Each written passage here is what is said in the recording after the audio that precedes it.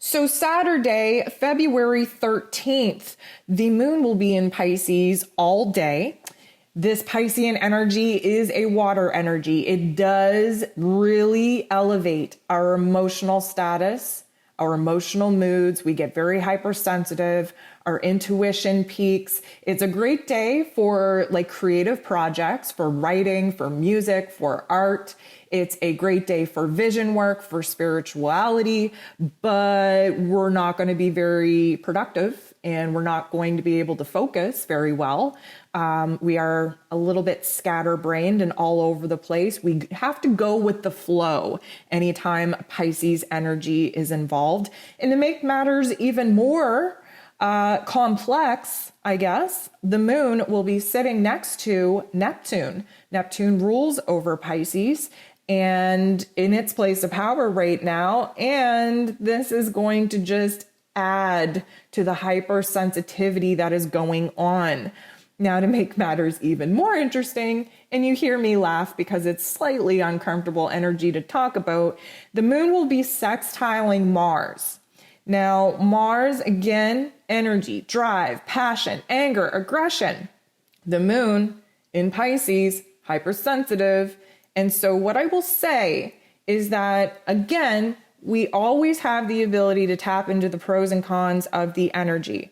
But because we're hypersensitive, because our intuitions are very strong, because we have a lot of feels coming to the surface, we're trying to enter into a new cycle, but we're not quite there yet because the sky is still dark from that new moon energy, leaving us to sit in the dark with our darker emotions, we can get very triggered.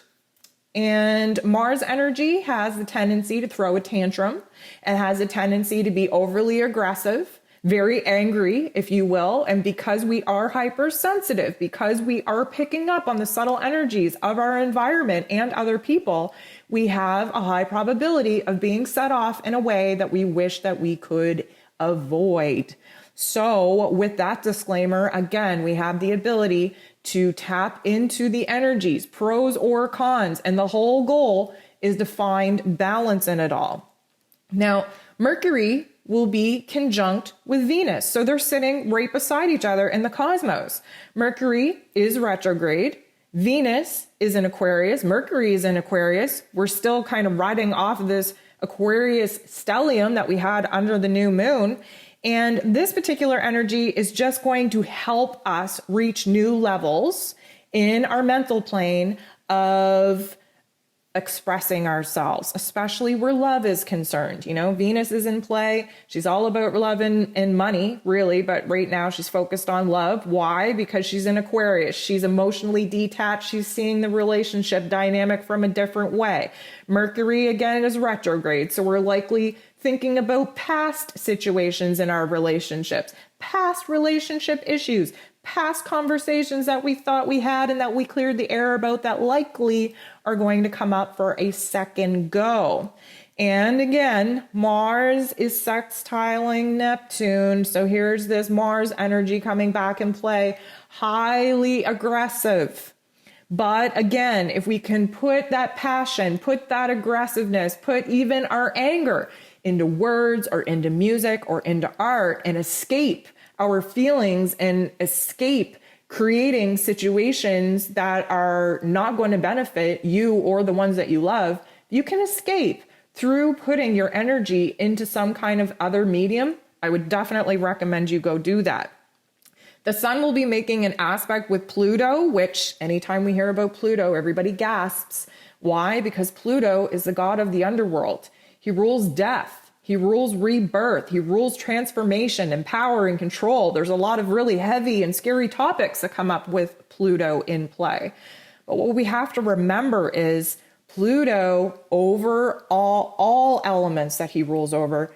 Bottom line, transformation. What does the sun do? Illuminates what it is we need to focus on. What is it illuminating? Where it is that we need to transform from these darker emotions into something lighter, into something more healing. So we do have a lot of very strong, intense aspects taking place. We have that Piscean energy, that Neptune energy softening things out.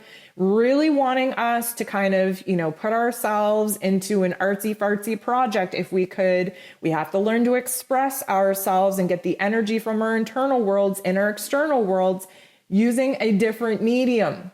We have a huge, huge support system in play here to support writing or arts or music or whatever. Neptune and Pisces energy wants us to escape reality. So let's escape our physical realities, especially where some relationship issues are going to come up. Let's just not even dive into that. Let's step back and let's kind of put that energy into something a little less harmful than just having a shouting match or a tantrum or a, outburst of energies. We want to make better decisions. We want to use the energy in better ways. So that being said, it is going to be a little bit of a sensitive day. Again, we're still coming off of that new moon energy, and we're preparing for a couple of aspects taking place next week that's really going to help us elevate ourselves, level up to that higher self that has that beautiful dialogue in our heads, wanting us to break free from the egoic patterns and behaviors that have been ingrained in us since childhood. So again, Aquarius season still alive and well. We are moving towards the end of Aquarius season. We will be jumping into Pisces season here very shortly. We still have some work to do. We have to elevate our minds. We have to change our perspective. We have to really see where it is that we're trying to improve ourselves and tap into that Aquarian energy, because that's what it's here to do. It's here to help us. So some of the Ascension symptoms that we can likely count on this week. First of all, where we come into this week, into the waning crescent, the surrender period of the moon. We come into the moon in Capricorn, which is typically a negative Nancy, somber attitude anyways. We can expect a little bit of depression creep in, a little bit of anxiety creep in. Why? Because depression and anxiety are an energy that our physical bodies feel when we are out of alignment with our heart and soul. Because we're going through a purging period, because we need to surrender and release, we have to feel uncomfortable in order to figure out what it is we need to move away from. This is where the dark shadow creeps in, where the not so nice feelings come in, so that we can gauge what it is that we want to no longer experience. And what do we do with that? We create a framework of new intentions that we will focus on under the new moon in Aquarian energy, so that we can break free from the depression, from the anxiety, from the shadow part of ourselves that keep us rooted in the pain loop of suffering. We're moving away from that. We're bigger and better from that. It doesn't mean that we need to shut down our emotions. It means we have to listen to them. They are messengers. Whatever we feel in our physical body is an energetic response to an energetic blockage in our physical bodies that we have to remove. So this is going to be a time, yes, where building up to that new moon is never fun. We are also going to be experiencing a lot of heat. Like we talked about last week, there's a lot of temperature fluctuations happening, especially when there are palpitations or shifting in the heart space. So this, can mean physical palpitations or a physical experience in the heart chakra itself. But on an energetic level, this is our subconscious brains processing through a different mindset in order for us to have emotions released from our energetic bodies. So again, we'll likely feel the heat kind of come over us. We'll feel tingling. We'll feel a little bit of shakiness in our chest space after a lot of tension. And a lot of that is just a built up progression of energies so that we can release whatever has been lingering in our physical and energetic body. It should come without saying, but I'm going to say it just because a lot of people live in the moment and they're like, oh, why am I feeling this? I'm so tired. I feel so heavy. I feel so weighted down. I feel so dark. I feel so depressed. You're supposed to. That's what these energy forecasts are supposed to do, is to let you know that this is what's supposed to happen to us this week. This is what you're supposed to feel this week. These are the thoughts that are supposed to come up this week. Why? Because we are going through the natural order and process of the universal laws. I don't make this stuff up. Like, this is science. There is a rhythm, a pattern to life. And right now, we have to go into the darkness. We have to purge. We have to feel sad. We have to feel weighted down. We have to feel totally exhausted so that we stop, that we slow the physical body down and allow the energetic work to take place so that our physical bodies can be released of these energetic blockages that our subconscious has accumulated over the course of our existence. So yes, with the new moon energy being very palpable, we're going to have a high, and then damn, we are going to be weighted down so low, so weighted, so heavy that we're going to think that there's something wrong with us. There's nothing wrong with you. And again, I'm just going to legally put out a disclaimer that, of course, if you're feeling these physical symptoms and you want to get checked out by a medical professional, please go do that for your own validation, for your own safety and security. But most likely, this is an energetic response to what's going on in the cosmos, and it too will pass. You have to turn to some grounding techniques, to some self-love, salt baths, all kinds of different spiritual practices in order to connect and align the physical and energetic body when they're going through these ascension symptoms.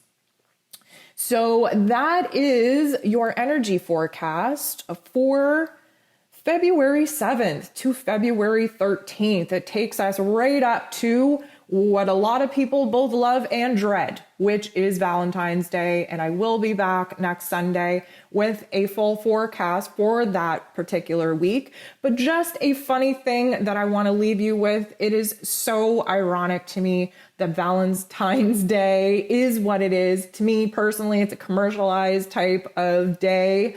But at the same time, the irony that it actually happens in Aquarius season, where we are as emotionally detached as possible, where we literally want to be left alone with our own thoughts and our own feelings, is mind-blowing to me. So I just thought that was super funny. We'll jump into that a little bit next week, next Sunday. But if you are somebody who is in love and who loves the day, just know that the energy will not be as lovey-dovey as you were hoping for on February 14th. And if you are somebody that typically despises the day, regardless of your relationship status, just know that you're more aligned with what the cosmos is saying about that day than the others that really dive into the lovey-doveyness. There is nothing lovey-dovey about Aquarian season. It is all a mental game. It is all about emotionally detaching,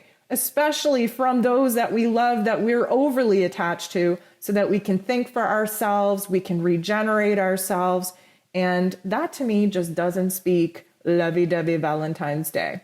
But I'm going to let you be the judge. And you can feel free to let me know how you feel about Valentine's Day. And of course, if you are feeling alone and a little bit all over the place with the energies of the week, follow me on social media. Shoot me a message. I will be the first to let you know that you're definitely not alone. You're never alone. We are all in this shift collectively. So I want to thank you so much for tuning into this week's energy forecast.